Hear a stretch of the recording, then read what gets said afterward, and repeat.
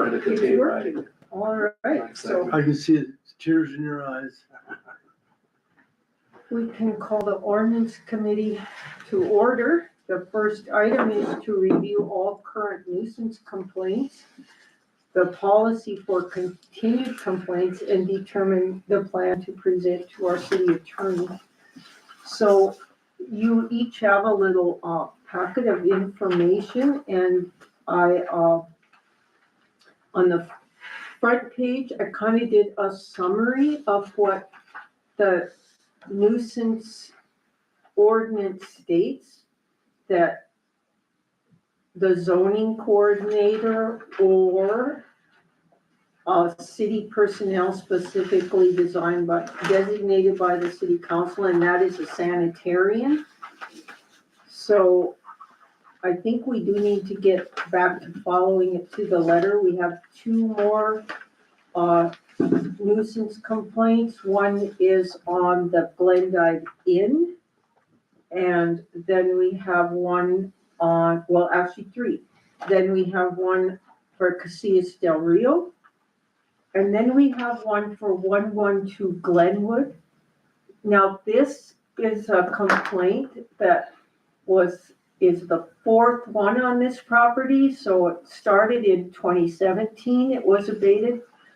Then another complaint in 2019, then another complaint in 2021. So I'm not sure if it was Joanne or who, but somebody said, how do we prevent or discourage people from reverting back to the previous conditions? So that's kind of why I asked Mr. Rubis here if he could help us determine if we can add something like that, with a deadline, or that they have to keep it cleaned up for a certain period of time, or And the bad thing is he's moving stuff down on North Sargent or South Sargent.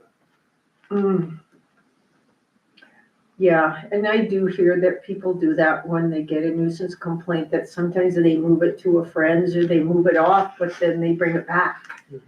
So that is a problem. Anyway, open for discussion, I guess. I don't know how you're gonna stop recurrence, but I wrote with our current policy in the letter that goes out to the landowner, saying that this has gotta be done. My opinion is we should put in that letter also that if you want an extension, it's gonna cost you $500 the first time and $1,000 the second time. Cause if I had to pay $500, I'm gonna get it cleaned up. Well, And it'd be a cash or a money order, no personal check, cause they could stop the check. yes, But later on, in F, it's also called for a cash right. deposit. And I think we need this, but it needs to be in the letter when it goes to them, stipulating that, and then again in letter F. Right, because that's on page 6. So Yep. it says, if we consider an extension of time limit, the owner posts a cash deposit in an amount fixed by the city council. So we need to set that by resolution. And not 3 days. The day he gets the extension is the day he puts the $500 cash down. So we would need to determine what it was. I know that we had talked about $100 a week, and then somebody said, no, it should be $100 a day. So a 30-day extension would cost $3,000. Well, that'd be, I think that's That'd a work. little extreme. yeah, but I'd pay for 500 and I'd definitely get her done for 3. So But- maybe like $100 a week. So if you wanted a month extension, that would cost you $400. Or maybe that's not enough. I don't know. With the weed thing, we came back pretty hard with those fines, or whatever you want to call them. I mean, they would get this money back if they clean it If up. they clean it up. Yeah. So we need to determine what the extension cost would be, and maybe just when we send the letter that tells them that Well, their property is abated, that we ask them to keep it abated, or? yeah, Yeah. but maybe too, though, to stop the reoccurrence is, Oh. is the $3,000 Mhm. or something like that, you know? Cause like Fisher, this is the fourth time, one. and he's, like I said, he's starting It's as bad as I've ever seen it to, yep. again. And he drove up my alley the other day and he's looking and there's no empty spots, but I'm thinking that's what he's looking for. Yeah. But maybe that's what, and you know, another thing, I don't know what John thinks, but if you stop, discourage maybe a big penalty. Right. Well, and there's always things like that can be amended to where you have escalating nuisance, kind of like how we did with the weed issue. That's always a tool that the city can use. Do it one time, fine, but then if you do it again later, that would have to be changed, but that's certainly something to consider for the ones that are, But I think it needs to be Frequent flyers. stiff. Yeah. I was thinking 500 was stiff. Well, I'm thinking on the extension in the letter, you just put the extension may be granted, but there's a $500 fee for the extension. I don't know, maybe that is too much, but Well, for if you a did 100 a week, I guess that'd be 400 for a month. So I don't know. well, sometimes it's 5 weeks in a month, so it could be five. Could be 5. Yeah, that's true. Maybe just make it a 30-day extension, cost $500. Yeah. For the first one. Yes. But then the escalating piece of it Mhm. would be a separate issue, Right. like for this example. But if you put in the letter, the first one is gonna cost you this and the second one's gonna cost you Mhm, that, or any, mhm. and then, how many did Gary get? 3? 2. What was 2? Was it? Sanitarian give him 1. Oh yeah. Well, we were involved in 2 of them, right? Yeah. But there's a difference between paying for the extension Mhm. and then being fined, for lack of a better word, for ongoing Oh, yeah, repeat There's offenses. Right. two Right. different Yeah. issues, yeah. So yeah. that would be, I like the escalating idea. well, and and the way to get around that is because that can be the amount that is, during the abatement. Mhm. Say the first time, the actual costs are, $500. So they get a 500. Well, 6 months later, city has to come back. Well, we can double a reoccurrence fee or something. That's $500 right at the top, and then the actual. I'm just throwing out numbers. Yeah. Mhm. But something like that to try to curb the people, give them a little incentive to keep their properties up to snuff.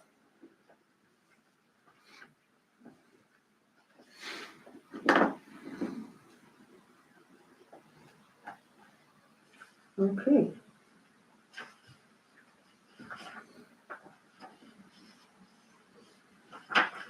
And could you bring us up to date, Mr. Rubus, on what our next step is with the Glendive Inn?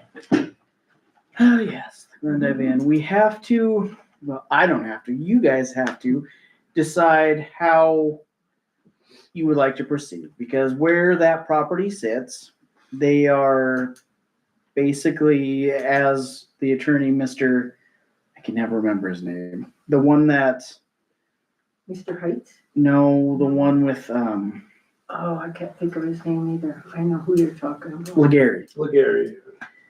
He basically said we can't pierce the corporate veil. There's nothing we can do to get past the corporation that owns, the Samco or whatever it is that owns that property. They're insolvent, so there's nothing there. No one is accepting service for the complaints that we filed. But the end game anyway, because they're insolvent and we can't pierce the corporate veil, means that the city would just end up with that property. So we'd go through the process, the nuisance property, we debate it. They wouldn't do anything, so that essentially the city would get it back through the tax deed process. So the city would own that property. Is that something the city wants to pursue? Do they want to own that with the environmental, potential hazards that are in there without any kind of investigations? I don't know. That's for you guys to make. You need to look at all those different things. But the end game of going through that with the nuisance, with the city abating it, is the city will end up owning that Which one is? property. It's the one on the backside of the Jordans over. Yeah, so Oh, okay. Yeah. the mess there. So that's kind of where it sits right now. Right. Could a private developer come in and buy it for the tax deed? Yeah, they can start the tax process. If they want to come and start paying the taxes on it, they would be able to assume it through the tax process. And then attached to the taxes would be the bill for, because it does have asbestos and other chemicals in it, of course. So if we go in and abate that, or if we can get a grant to go in and get it cleaned up, then the price of that would be added to the taxes. So if a developer wanted to come in and develop it, they would just have to pay that price of whatever it costs to level it. I don't know who to have look at it really. Personally, it doesn't appear to me that it's salvageable in any way. The pool leaks, I guess, and it's very badly vandalized inside. A lot of windows are broken, and I've got pictures of where the doors are wide open. It must not be very hard to bust those doors open. Maybe just a credit card. I don't know how they're getting in, but people are getting in there. And as it gets colder, I did talk to a couple firemen about this because, I still have issues from the Jordan burning down and how traumatic that was. And I do feel that this is going to be our next major fire because it's cold and people are going to start fires in there to stay warm. And that's who's apparently breaking in there is, it appears to be homeless people or Trying to stay warm. or just looking for a place to get out of the wind or whatever. So I see that as a real issue. Not that these other complaints aren't serious problems either, but in this one with the Glendive Inn, where we've tried to serve several lawyers with complaints, they don't accept service. It is a bankrupt corporation, and yes, they have other corporations that do have a lot of money, but we can't get the money from the other corporations, and this Samco Corporation is not just bankrupt, but I believe it's still in probate as well. They still own the property that the Jordan stood on, right? Right. Yep. And then they also own the parking lot across the street that's behind like Ernie's Guns and Things there. It used to say Yeah. Jordan Parking. They Yeah. own that. That's also part of the Samco. Okay. And then they're selling that building where Ernie's Guns and Things and all those shops are up to the beer jug. That is for sale. Yeah. But again, that's a different corporation and we've been unable to pierce that veil. So we Sure. can't seem to get the money from any of the other pots of money that Right. are out there. So it might be smart to start looking at opportunities to either do a preliminary architectural report or do something on the on that Glendive Inn to determine what would need to be abated because it would be helpful if we could get this done before we do have another fire and another disaster than where we have a toxic waste site because even though that stuff burns, it doesn't go away. Unless EPA would help us out again, the fire. It doesn't look very promising. They kind of gutted the EPA. And, yeah. So I don't know, but I just thought that was something that we should talk about, with our nuisance complaints, so. At the league conference, Department of Commerce had quite a few grant programs, and I'm wondering if this might fall into one of those, even if it's just $40,000 to get a study done Right. and identify what the remediation will be. Or there's those Brownsfield grants too. I don't know much about them, but they are specifically for remediating environmentally. Yeah, there is money out there Yeah. for it, so I So can look into we can that. check on those. Any other questions or concerns about any of the current and active public nuisances? Okay.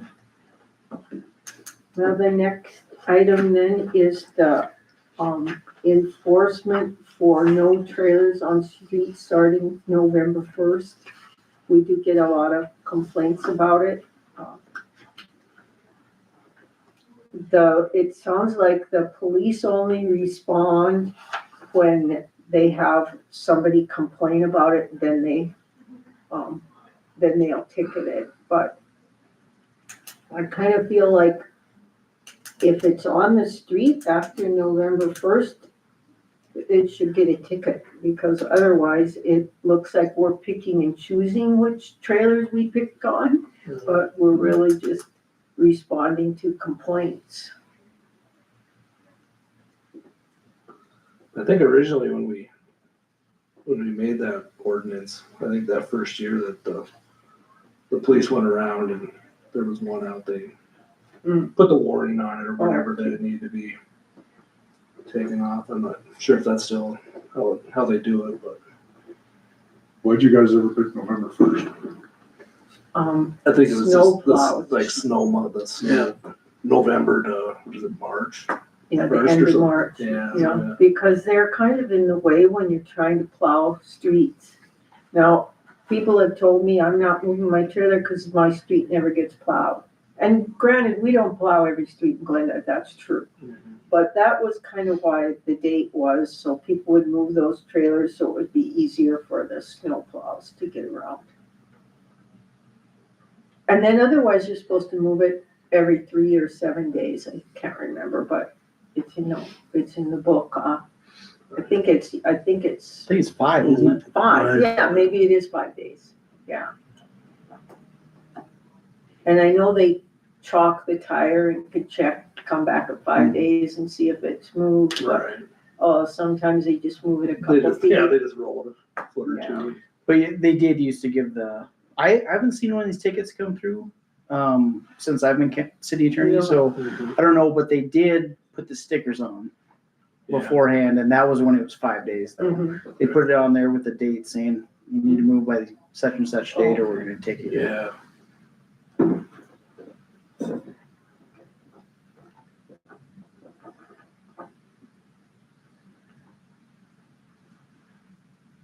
Well, should we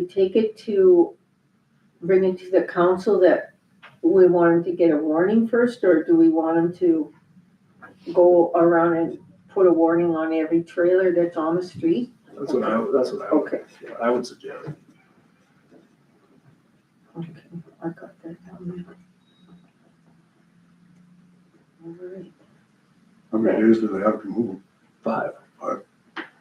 Except after November 1st, then you got them, they can't be there, not even for 5 days. No. Yeah, they're supposed to be off. Yeah, and in the summer, it's every 5 days. Yeah, that's what I was Yeah. wondering, about after November 1st. Oh, yeah, gotcha. All right. Anything else about the trailers? Then I gave you I found the application for special events. And it must be completed 30 days prior to the event, and they must have insurance. And they must provide proof of that insurance. So there's also a couple of pages of definitions, because like, if you're not using Merrill Avenue, you can, have alternate parade routes and stuff where we don't have to close Merrill, then you don't have to pay that $100 fee. But I guess in the future, when people ask about this, I didn't write this policy, so this is existing. And I made some copies, so we have them here. If somebody is wanting a special event on a city street, we need 30 days notice, and they need to provide the insurance, and they need to follow the policy, I guess is what I'm saying. And we've been really lax about it, at least since I became mayor. I wasn't even aware that we had an application and a policy. So I feel like we need to try to get back on track with that. Just in the case of if there is some terrible liability issue and we didn't, dot our i's and cross our t's, are we liable? Very likely.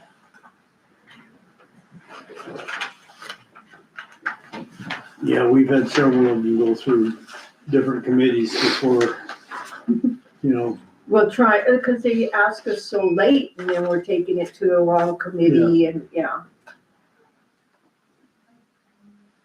So if you're okay with that, I'll just make a note of it that those applications are available at City Hall and they need to be done 30 days ahead. Did you run this by the street committee too?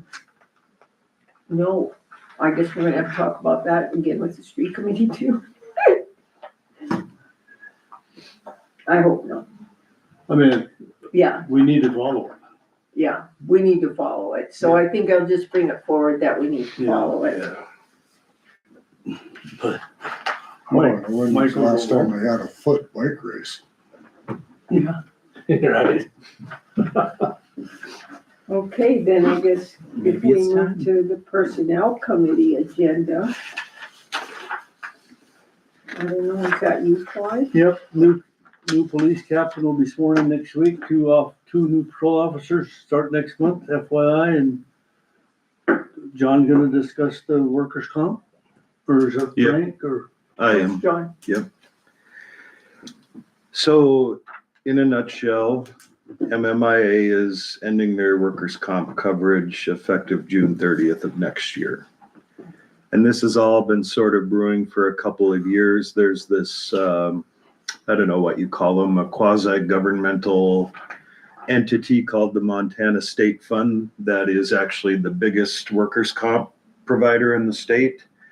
They have been systematically undercutting MMIA's rates to lure customers away from MMIA, and it basically worked. That's who I got. State Fund? Yeah. So MMIA decided to close down their program as of June 30th. There will still be a workers' comp function at MMIA for quite a few years to resolve all of the existing cases until every single one of those rolls off their plate. But going forward, we'll have to find new coverage. And MMIA is going to provide us some information about possible alternatives. Everything I've seen so far are agents who go back to state fund. So they're going to be I'm not going to say they're the ones we'll go with, but that's going to be the biggest, probably the most common proposal is to go with them.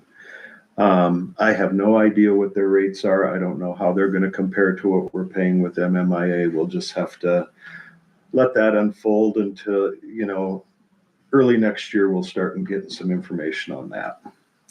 But that is just to make you all aware that we will be changing providers, and that'll start next July. On a somewhat related note, I'll also, just as an FYI, let you know that we, as part of our union negotiations this year, we agreed to take a look at our medical insurance coverage. Are there any, that the rates just really went up big time this year to the extent where even our 2.5% salary increase they're underwater, the employees are, because the medical insurance rate increased so much. So we agreed to look at that. I think it's a good idea and something we should do anyway. So we will be looking at different options for that. Probably again, around the beginning of next year, that's when the companies start setting their coverage rates and premiums and all that good stuff. So that'll also be coming, possibly for next July 1st.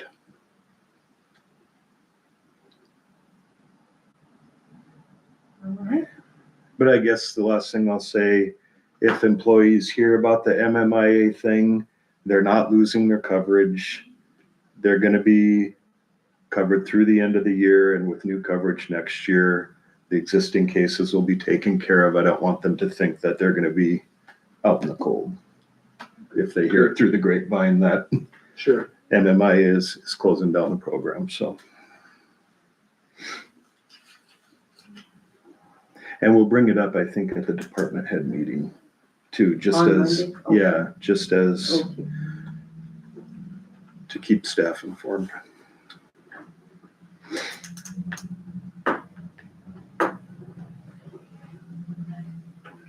Thank you. And reminder of the special meeting coming up Thursday. No, it's Wednesday, unless I got Is the it wrong date. Wednesday? Yep, when's it? Wednesday, yep. Wednesday at Oh. 5. I better change my calendar then. I think I had it down for Thursday also. Yeah, Wednesday, okay. Any public comment? Oh, he left. Yeah, he told me he's gonna have to leave early. No, well then, I guess we can adjourn. He could have made the whole meeting, but